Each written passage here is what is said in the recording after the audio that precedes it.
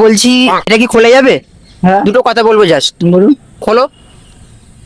তো বলছি তুমি যে এটা মানে পড়ো আর কি, তো তোমার কষ্ট হয়? কষ্ট তো হয়, কিন্তু কি করব, বাচ্চাদের খুশির জন্য আমাকে এগুলো তো করতে হয়। তোমার ভালো লাগে? আমার ভালো লাগে, বাচ্চাদের যে খুশি হয় এটাই আমার ভালো লাগে। আচ্ছা, তো বলছি তোমার কি গার্লফ্রেন্ড আছে? গার্লফ্রেন্ড নেই, কিন্তু একটা ক্রাশ আছে। ক্রাশ আছে? হ্যাঁ আচ্ছা, ক্রাশ তাহলে বলেছো ক্রাশকে যে ভালোবাসো? ভালোবাসি বলেছি, আচ্ছা। কিন্তু একটা আমি যে এই কাজ করি আমি এটা লুকিয়েছি, আর যদি জানতে পারে তাহলে ব্রেকআপ করে দেবে। কেন ব্রেকআপ করবে কেন? ভালো তো বাচ্চাদের এন্টারটেনমেন্ট করা। ভালো, কিন্তু সব থেকে কম প্রাইজে আমি এগুলো করি তো, আর সবার ভালো লাগে না। আচ্ছা, তো ক্রাশের সঙ্গে তোমার তো মনে হয় দেখা হয়নি, মানে সে তোমার ফেস দেখেনি কোনোদিন? ফেস আমার দেখিনি, এমনি নর্মাল। এমনি জাস্ট কথা হয়।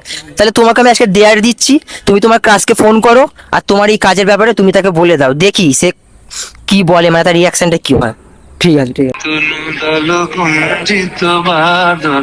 হ্যালো, হ্যাঁ বলো। কি করছো? এই তো বসে আছি। ও, বলছি একটা সত্যি কথা বলবো, অনেকদিন ধরে বলবো ভাবছিলাম। বলো। কিছু মানে রাগ করবে না তো?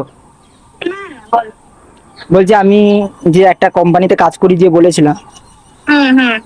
বলছি ওটা মিথ্যে ছিল। মানে তাহলে তুমি কি করো? আসলে আমি বাচ্চাদেরকে খুশি করি, মানে আমি ওই টেডি বিয়ার, ডোরেমন এইসব থেকে বাচ্চাদেরকে খুশি করি। আর তাতে তোমার ইনকাম? ইনকাম ওই খুব কম প্রাইজে করি এখন।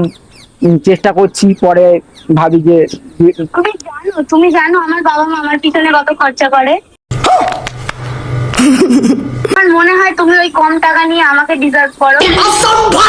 তুমি কি চাইছো? অফকোর্স তোমার অনেক টাকা আছে, এটা আমি মানে ভেবেছিলাম, তুমি আমাকে তাই বলেছিলে।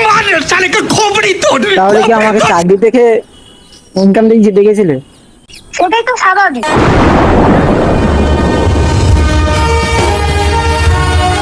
আমি তো চাইবো আমি যেখানে ভালো থাকবো ওখানে যেতে।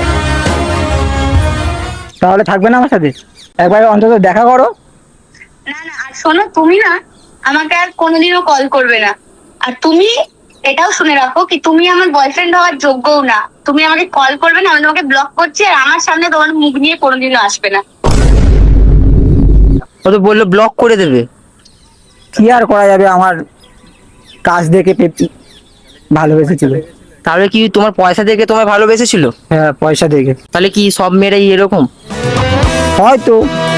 এবার ব্যাপারটা হচ্ছে সব মেয়েরা খারাপ হয় না, এবার সঠিক মানুষকে খুঁজে নিতে হয়, সঠিক মানুষ পাইনি, আমার ভাগ্য এরকম হয়েছে।